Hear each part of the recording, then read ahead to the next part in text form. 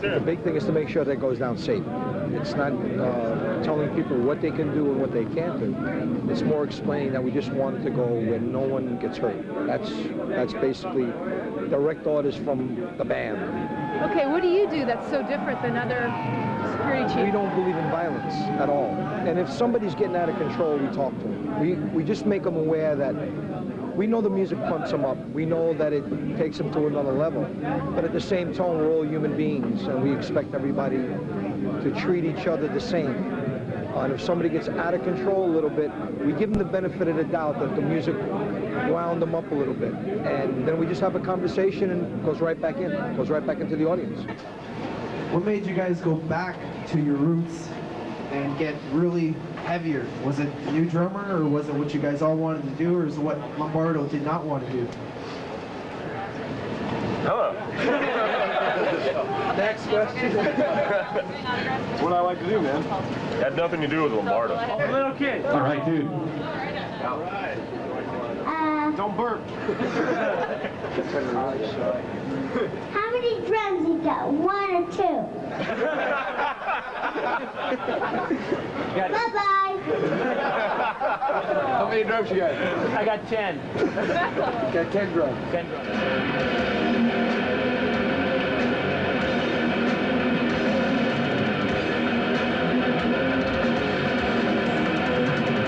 People want to mosh. They want to dance. What's wrong with that? Instead of keep saying, no, it's dangerous, why not say yes, but we have to ask you to help us make it safe. This is what we need from you. And this is the way it should go down. It's got to stop with the no's. I don't say yes to moshing and I don't say no to moshing. But what I do say is, what do we need to make it safer for those kids?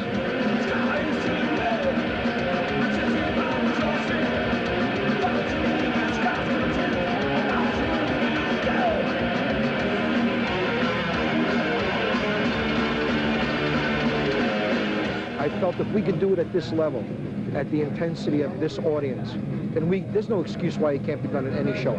We've proven that. This is the way we do it. This is how safe we do it. And we show it in the numbers at night when you have no ejections going out the door and you have maybe 3 or 4 people going to first aid. That's great numbers. You got more at a country western show than you have at our shows.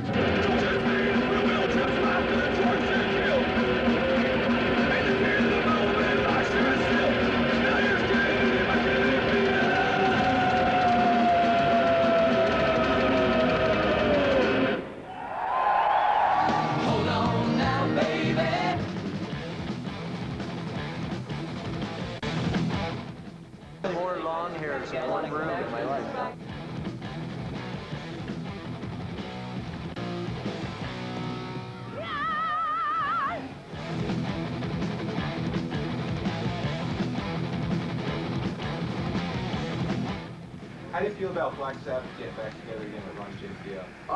It's their business, not mine. I mean, I've been away from Black Sabbath playing with them for on my own longer than I was with them, you know. So some people, you know, tend to forget that. And I've played with many different people since Black Sabbath. But I will not stand here and slag Black Sabbath off, because without Black Sabbath I wouldn't be standing here today to get this award, you know. So, you know, good luck to them, you know. There's enough room for us all. I'm back in the band that I really believe in. I'm back in the family that I believe in. Probably the happiest family that I've ever been in. And with the attitude that we have, we cannot not succeed because we don't have a dinosaur attitude. We are not doing this because we're reforming to need the money. I don't need the money. Tony doesn't need the money. Geezer doesn't need the money. If we needed the money, then we'd do it for that reason. And we wouldn't do an album. We'd only probably go and do a tour and go, gee, we made a fortune, didn't we? No, we've chosen to put our butts on the line. Put your butt on the line by making a record, and people got to listen to you go, no or yes. So for me, I feel that there's no possibility that this is going to fail at all. I'm the kind of person who won't let it fail, nor will the others, and it's going to work. It's going to be great.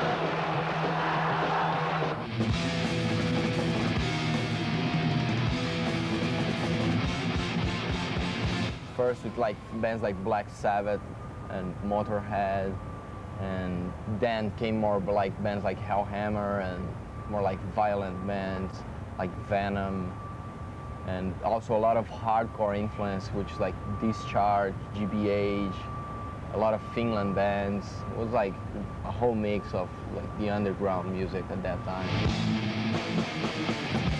Brazil got death metal bands there. It's like a, you know, it's kind of surprising, you know, because most of all death metal bands were coming from Europe, you know, for more grindcore stuff, and you had more basic death metal, which was coming from Florida, which Death was and Morbid Angel were kind of their first ones, you know.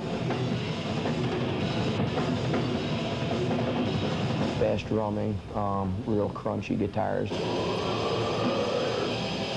and heavy vocals, you know. Pretty much, you know, the vocals and the lyrical content have a lot to do with the death metal sound. You know, there's bands that are grindcore that, you know, have a little different sound, but some people might say they're death metal. So it's basically all in the listeners. You know, like Jack said, you might consider something death metal, another person might not. But as for everybody out there, we're death metal.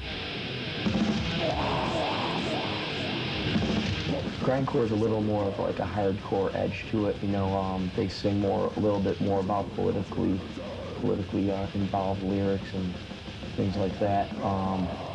They really don't dwell on horror or anything like that, or Satanism. So I think, you know, that pretty much separates the two.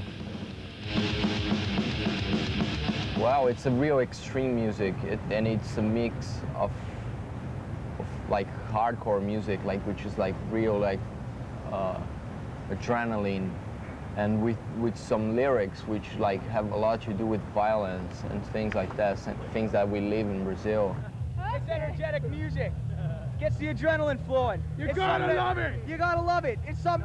If you go to most concerts, there's nothing to do. Come here, you can run around, slam against people, have the best time of your life.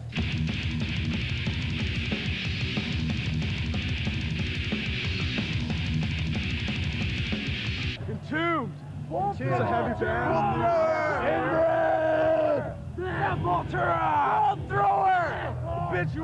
The problem happening now is there's a lot of bands in the death metal scene. I mean, it's overpopulated. And the problem we're having now is a lot of them aren't having their own original sound, which is hurting the name for everyone else. So I think what needs to happen is the good ones need to be sorted out, and they need to rise up the top, and then I think things will get, you know, pretty much underway. I think things will be a lot better once that happens. It's an abundant amount of bands right now because death metal is growing. Most of the bands will weed themselves out after a while, and the more established bands will stick around.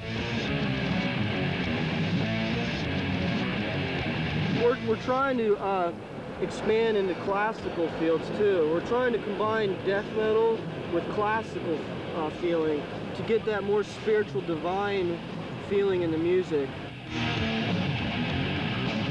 In Sweden, you know, death metal is starting to get, you know, the same publicity as, you know, that sort of music, and it's really great. It's been, you know, growing bigger and bigger, and yeah, stepping up from underground scene, so it's cool. People were selling 10,000 records, now they're selling 100,000 records. Sepultura selling 400,000 records. I mean, it's growing by leaps and bounds. They're not stopping it, so they might as well just try to, you know, try to at least understand it. People used to think that death metal is just fairless, noisy music, you know, and all the talentless musicians were all in that music. They were kind of, you know, putting all. Anyway, you know what I mean? People which can't really play technical or something like that. But now it's not there anymore because you can hear what's going on, you know? You have great production and good budget for it. Well, it's just, you know, a lot of power involved in these type of vocals, and a lot of people, they don't think there's too much talent in it, you know? They just kind of think that people are, you know, just barking vocals out or whatever, not even basically singing any words, but I do try to get every single lyric I write into my my singing style, so we try to keep it up. Once everybody gets their own style, I think, you know, death metal will definitely be an established form of music that people will know and grow to love.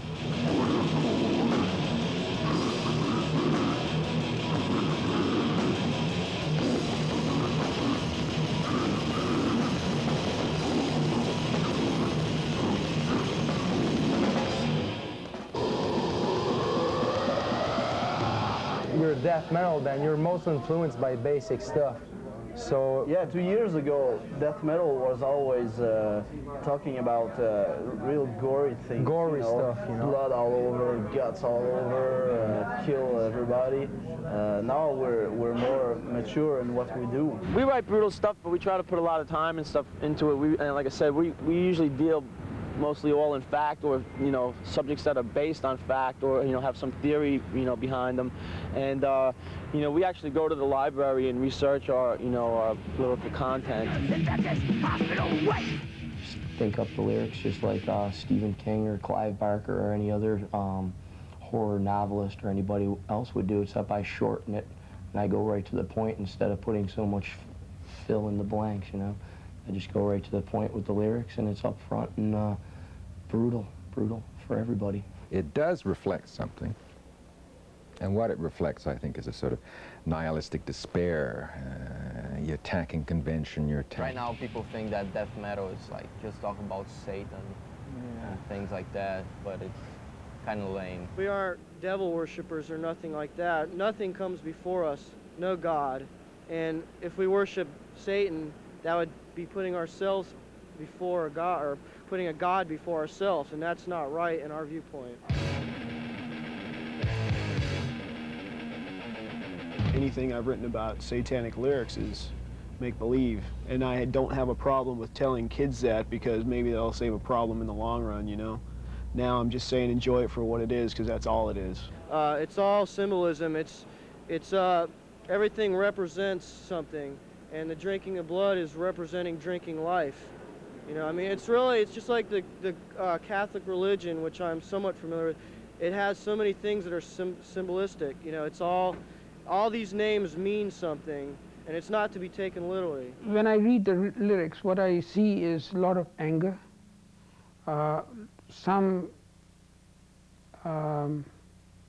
They also exhibit a hopelessness. They don't see hope. There's no hope in those songs. And also, there is no desire to change things, more accepting of what they see. In a way, they are depressing. What do you think is the appeal of this, speed, really hard thrash, death metal music? It's a type of thing where, it's an aggression thing. I mean, that's what we get off on it from, I mean, I like a lot of other kinds of music, but what I like to play is, straight ahead, really powerful, fast, aggressive style of music. Why do you guys like death metal? It's got energetic. Aggression release. Aggression release. It's more of an expression when they are feeling angry, when they are feeling sad, when they are feeling hostile, that the music which shows those kind of feelings, that they listen to that because it mirrors their emotions. I doubt very much whether it can cause violence. And if it does cause violence in some people or some young people, then I would say that maybe those young people were feeling violent anyway, for other reasons.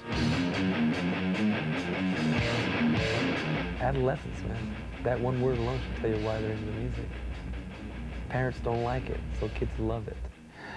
If parents start reading some of this stuff, then they're going to get upset, and time and again this has happened.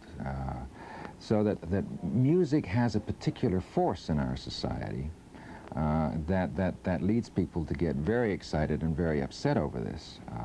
It seems as if it can be a mysterious force debauching the minds of young people. Most of this, quite frankly, is nonsense.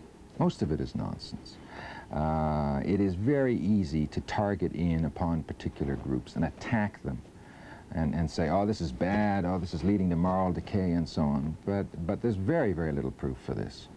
You're always going to find one or two cases of people drugged out, reading pornographic literature, whether violent or sexual, and listening to this kind of nonsense. And you can hold them up as an example, but one or two cases out of millions of people doesn't really amount to very much. There's a lot of evidence that that all the negative things in the environment, let's say in bad neighborhood, drugs being available, all these kind of things, this kind of music, that they only become dangerous and they only affect those youngsters who have not a good, warm, close relationship with their parents, who feel isolated from their parents, isolated from any caring adults, and therefore they feel very lonely, and they do not know where to get help.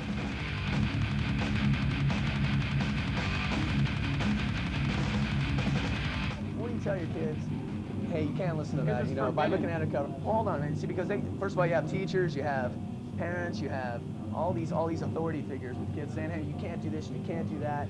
And the kids, all they want to do, man, they go in their room, they pop the tapes in, and they just, you know, they get as brutal as they can just to piss everyone off. And if the parents would sit down and say, all right, you want to listen to this, you really care about listening to this, let me see why. Let me read the lyrics, let me listen to it with you, man. But they don't ever do that, you know, they just automatically, as soon as they see a cover, that's it. You know, I don't like that cover, you're not listening to it. The kid's going to be like, you know, the hell with you, I'm going to listen to it twice as much, you know. You got to give the child freedom to explore what he wants. I mean, you know, the more you tell someone no, the more they're going to want to do it. And why does it appeal?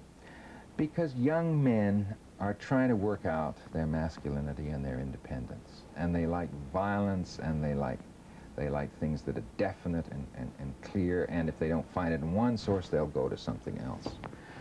Now, this is catharsis. And when I say catharsis, it is a release. When it begins to program, that's more worrisome. But I simply do not believe that there is evidence to suggest that music, by and large, does this. I am much more fearful of visual images because we are visually oriented. And so I worry more about the slasher movies than I do, or about superbly made thrillers which have a pornographic element like Silence of the Lambs. That's so well made, than I do about this stuff, which frankly isn't very well made. Television has always been aware of the fact that it goes into people's homes and that they don't pay for it in a direct sense, and so it really ought not to offend people so brutally. And I think TV is quite right. Television executives have to be very careful about what they put in the air and what they allow into our homes. So that concern is fair. When you mix the music with the visuals, then you've got a very potent mix, and that can leave imprints in our minds. And so you've got to be concerned about that. Yeah.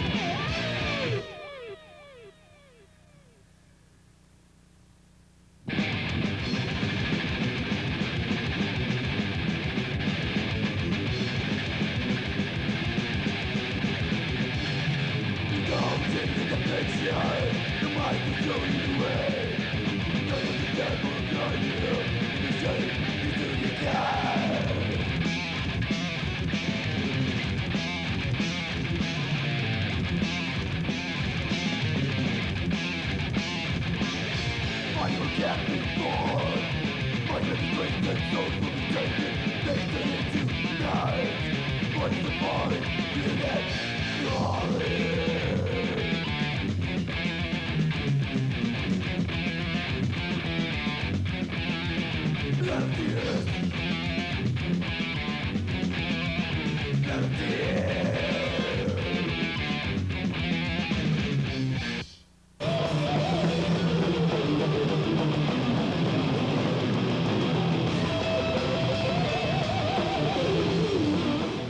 I'll rules, go to man. Morrisound.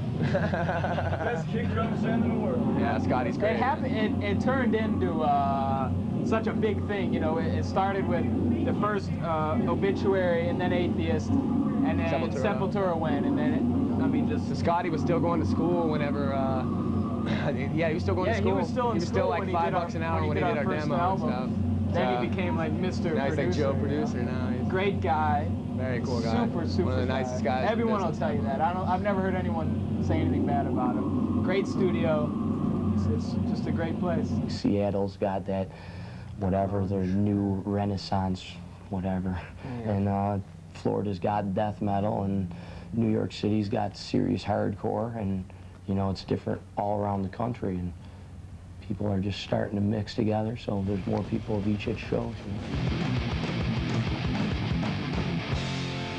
You have your own style, you'll stand out, even if you go to Morrisound.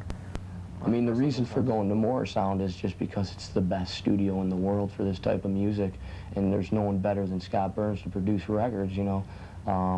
On a personal basis and on a business level, he's the greatest producer on earth as far as I'm concerned. And as for this band, I don't think we're ever going to record anywhere else. So, I mean, to all those people that say it's trendy to record at Morrisound, they're basically they just have no knowledge of what's there.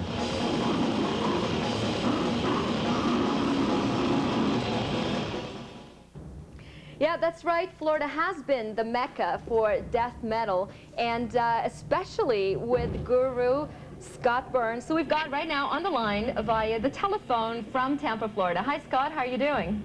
Good, Teresa. How are you? Thanks for being on the show today.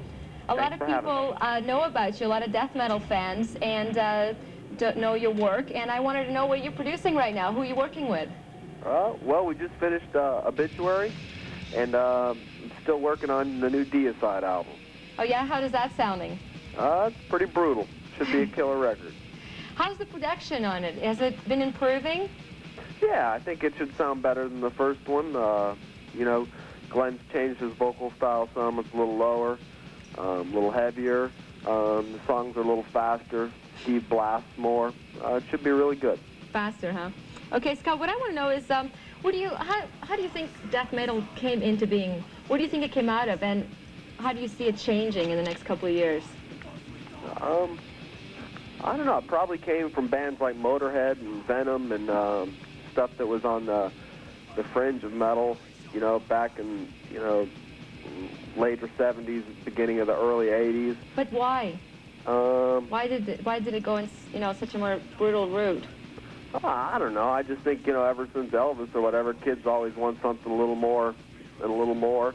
And, you know, I mean, this is, you know, based on metal, and just like Sabbath, how they were, you know, extreme band at their time.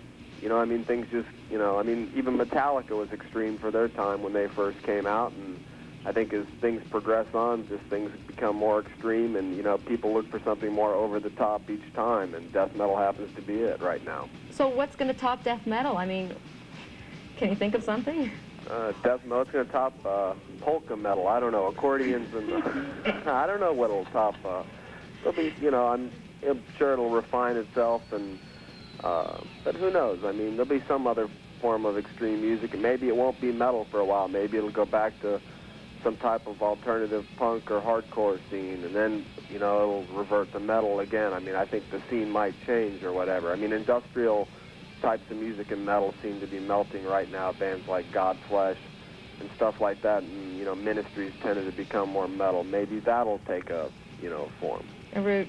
Yeah. Scott, what do you think about people that criticize death metal? I'm not talking about, you know, a parent who knows nothing about the music and just catches on to the lyrics one day and realizes what they're saying, but people that are in the music industry and may say, they may be afraid that, you know, sometimes kids who are already prone to violence may go over the top with, you know, some of these lyrics or their involvement with the bands. Do you think that at all, or and what do you think about those criticisms? I think it's probably, you know, not so true, because I think, you know, it's a healthy thing. Kids just want, you know, some type of outlet. You know, I mean, we're all looking for something, and you know, it releases a little aggression, and it's a safe way to do it. I mean, I think kids that are would have problems whether they listen to death metal or not. I mean, if you were, you know what I mean? It's just like a person who has a dependency problem with drugs or alcohol. I mean, you know what I mean? Take it to another thing with music. I mean, just that person has a problem, and you know, I don't think you can say that music causes anything. I mean, you know, some things may be related to it, but it's the person that has the problem. It's not the music, you know, and I mean, nobody forced him to listen to a record or whatever he may say, you know. Okay, Scott. Scott, I'm going to have to go now. I could chat with you for a few minutes longer, but we're out of time here. Yes, sir. Yes, ma'am. Thank you very much for joining me. Thank you, Teresa. Keep working on those records and send us news of what's happening. Okay. Catch you later. Thank you. Okay, that's it. Just about wraps it up here for us.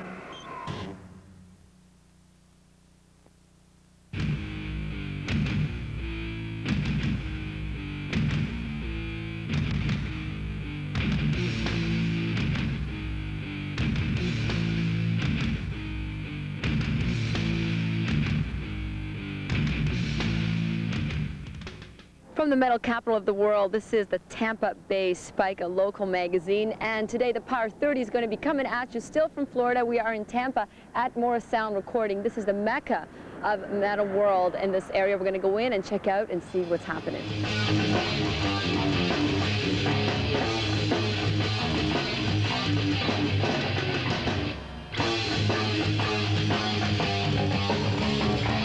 Well, Jim, you're the owner, one of the co-owners of Morris Sound. You started it with your brother. Can you tell me how you started? Well, my brother had a studio in Mississippi, and I was a musician and working at a music store here in Florida, and we decided to kind of pool our resources and try to open a studio. So we figured that Tampa which is where I was living. You know, I already knew a lot of the people in the music industry. It felt like a good spot. We did kind of a really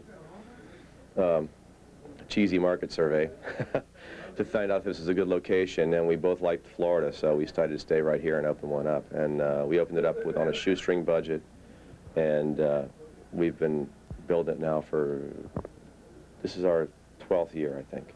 Jim, why do so many death metal bands come here and record at your studio? Good question. I think it originally started because we kind of got in on the ground floor of the whole Florida heavy metal scene. We did the very first Sabotage album and the early Nasty Savage records, and that kind of started a groundswell in the area. And I think the biggest reason we got so involved in it was most places these guys would go to record, they didn't care about the recording studio, and the engineers didn't really care about that kind of music. They didn't like it, so they didn't do a good job of it. And we did a good job, or tried to do a good job right from the gate. So it made us probably one of the only facilities in the world that was into it. That tried welcoming the bands. Yeah, and we welcomed quite a few of them at this point. Can I say I'm really pissed about the World Series? Can we talk? Oh, are you? Come on. No, I'm not. It's a joke. Yeah, it's humor. Because I'm an Atlanta Braves fan. Yeah. Oh, wasn't that a great last game? Oh, man. It was great. Let me tell you something. I know. Sorry. God damn it. It's a Braves fan. No, the best part was game. Go Blue Jays. Okay? Yep. Who's that? It's Ralph. Ralph? That's Ralph Santola from Eyewitness. And he's here recording at Morris Sound also. He has a commercial hard rock band. And he loves Michael Schenker. Well, this is a pretty... Are you jerking me around? No. Okay, we are at Morris Sound Studios. This is Scott Burns, and Scott has just about produced every worthwhile death metal band around. Scott, how you doing? I'm doing great. How are you? I'm fine, thank you. And you certainly have made a career out of producing death metal. Well, I thank you very much. So what is the appeal to you? What is it that makes you stick it out and keep doing it and, intersperse with other projects too? I don't know. I always like metal, and especially used to like a lot of punk stuff and just stuff that's extreme. And I don't know. It's I just like stuff that's I don't know, evil, rowdy. You don't look too evil and Stuff that rowdy. moves. I can be evil. So Scott, who has recorded here? Some of the bands. Can you go through them? Sure. Sabotage, Warrant, Sepultura, Morbid Angel, Death, Obituary, Deicide, Cannibal Corpse, Gorguts, Atheist, Demolition Hammer, Asssuck. Who else? There's a million. Sounds like a list of a horror film. Of those bands, how many have you personally produced? I've probably done like 30 different bands. Most of the ones that you've listed that you've worked with? Yes, not Warrant, not Morbid Angel, and not Sabotage.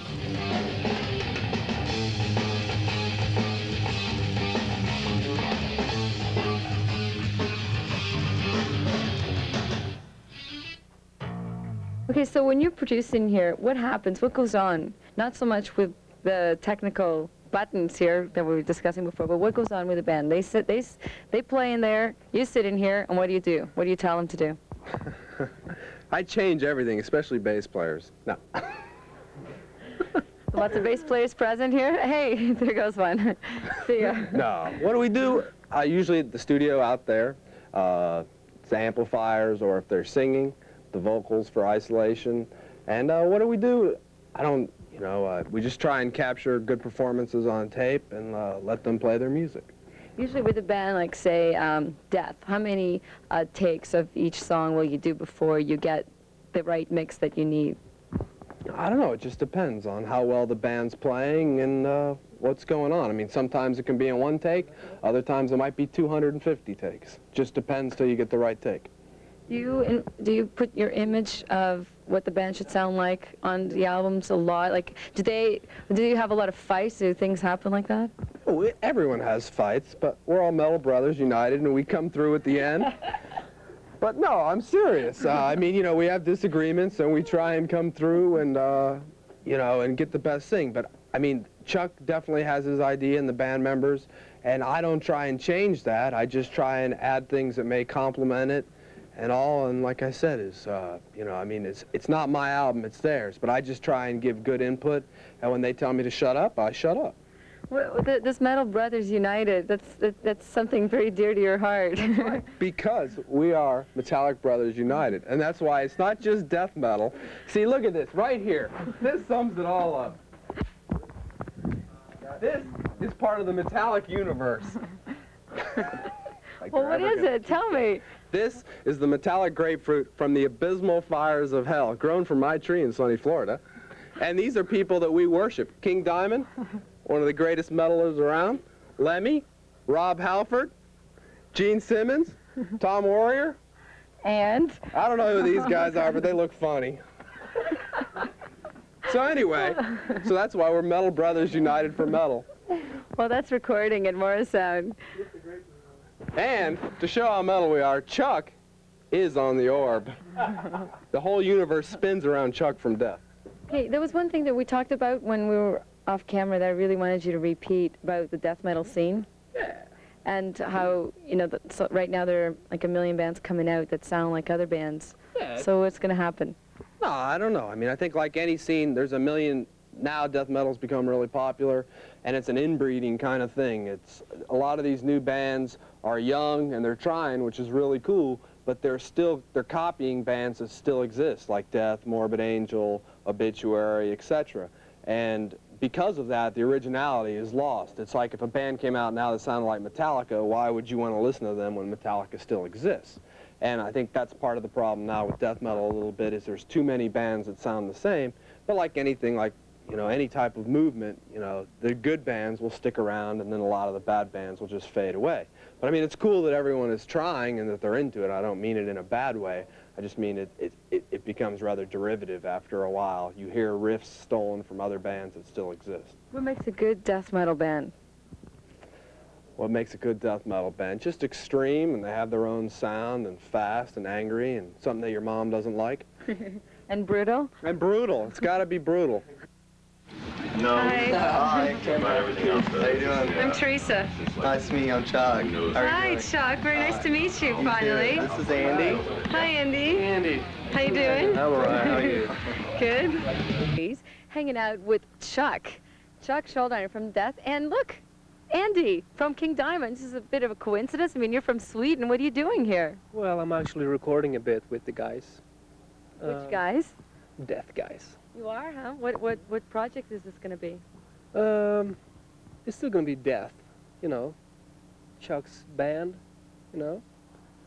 But So you're just like joining in. yeah, when you... actually, I was asked to do a couple of solos on it, you know. So.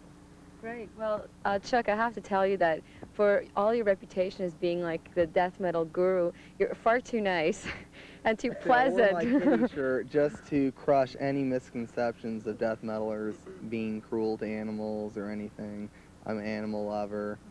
And yeah, you know, people will probably be surprised if they met a lot of bands, you know, especially in this type of music, because everyone seems extreme and, you know, they put on this image, but, you know, I'm definitely whatever, trying to break that. Yeah. You know, we're people too. What does the scene still do for you? What does the music still do for you?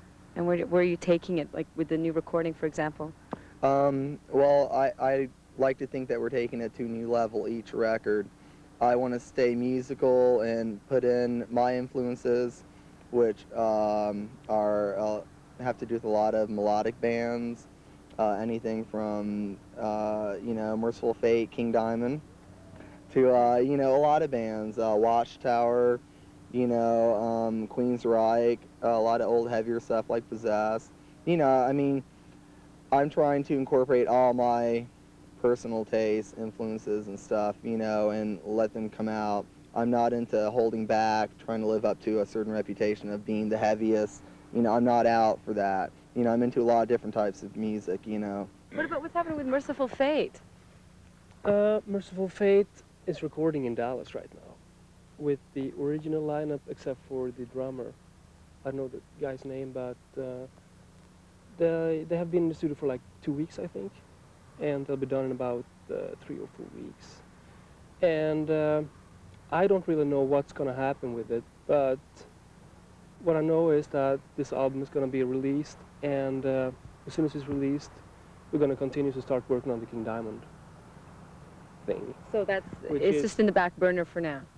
Well, you never know, you know, but all the music for King Diamond is already done, it's written, everything, and we'll probably go into the studio like this summer.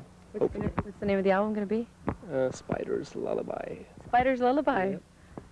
And is it going to go in any new direction, or what do you think? Is this little, you know, hiatus here and more sound influenced you in any way? A bit maybe, yeah. But since the songs are already done and all that, you know, I don't think we're going to change that for the next album. So it will be basically the same like King Diamond style. But of course, better songs. Let me touch you, let me feel. Chuck, a lot of people credit you with starting the death metal scene, the death metal genre. What do you think when they say that? Well, it's definitely flattering, but I really can't consider myself to have started it. I think bands like Venom, in my opinion, Venom were the first to have the brutal vocal style, you know, tuning low, their instruments, that initial really brutal aggression. But I think maybe I've kept it going, you know, to what death metal is today, as far as, you know, a lot of those old bands are no longer going like Venom. And I guess I picked up where they left off, and, you know, I'm still in there, luckily. But you having, when you then got a band named Death, Right. then that sort of coined the term. That's probably another reason why. It's not just what you were doing, but the fact that you called it something. Right, it's a pretty brutal name, definitely. At the time, I wanted something, you know, extreme, something brutal, shocking, to go along with the music, you know, and now I would probably call it something different, but it's kind of stuck with us, and, you know, it's just a name, and I hope people really don't get a wrong impression that we're, like, anti-life, because, you know. They do, though. People do get that impression all the time, like not just parents, but other people that listen to heavy metal that won't listen to death metal. Right. They just think, oh, what's that stuff? Yeah, it's a drag. Hopefully they'll read the lyrics and realize I'm saying something that maybe they can relate to or something, you know. I have a lot of songs that I think a lot of people can relate to. Well, you've said that you don't want to be lumped in with the other sort of death metal bands. Why is that? I just, I'm not going to name anyone, but I think in all types of music, you know, when something gets real big, it tends to get out of control. I think some bands are out of control with what they're doing. They just don't realize what they're doing. You know, a lot of things are hurting this music. It's giving people an excuse to kind of say, wait, this is a bit extreme. You know, we need to do something. You know, I'm tired of that, you know, the negative vibe, you know. It's funny having both of you here because you're both representing two places where death metal is really, really popular. And of course, it makes sense why you're here together. But do you ever think why? Like, why Florida? Why Tampa? Why Sweden? This is probably the heavy metal capital of the United States now, I would say. Yeah, kind of. It's bizarre. I cannot back that up with a proper answer. I think, I don't know. Maybe it's the oranges or, I don't know, the mosquitoes or something. I don't know. Maybe the heavy metalers aren't that heavy after all. I mean, they're coming down here for the sunshine, I guess. That's right. But yeah, I don't know. It's weird. Maybe they played in Sweden to keep warm. Well, that's what we're thinking. Okay, cold countries, Canada, Sweden, you know, same type of climate. It's like you hang out a lot indoors. You hang out in your basement a lot. You know, people play a lot of guitar. But Florida, why aren't you on the beach? I don't know. I wish we were. Definitely. Okay, let's check out Death on the Power 30. This is Lack of Comprehension. Brutal. Metal. David, Vincent, how you doing, David? Hi, how are you? So you're here recording your new album, which has just been in progress for 2 days. Actually, yes, we just got started, and we actually prefer to work at night, as you can see. Looking forward to it. It's going to be quite a record, I think. How is it going to be different from Blessed Are the Sick? Well, it's going to be different in a lot of ways. We're trying some new techniques now, working with some different people, and I think the record's going to speak for itself when it comes out. Now, in the past, a lot of your lyrics have dealt with the occult, and some people have even pegged you for Satanist. Is that going to be apparent at all in the new album, or what do you have to say about that? Well, my lyrics have always come from me, and I haven't changed any, so you can read into that whatever you want. Well, what are you into right now that has changed in the last couple of years? Anything different? Well, it's gotten more severe, if anything else. I don't think that there was no different path. It's just further on in the pollution stage, I think. Well, there's been a lot of new bands in the last few years that have come out after death metal has become better known, and a lot of them people call imitators. What do you think about that? Well, I've never really concerned myself with what a lot of the other bands have done. We're more concerned with what we do, and when you go through life with blinders on, sometimes it keeps you away from things that really are insignificant anyway. Well, you guys seem very intense in there. Is there a lot of pressure? I mean, you're working with a great producer, Fleming, who's worked with Metallica as well, Master of Puppets, Justice for All.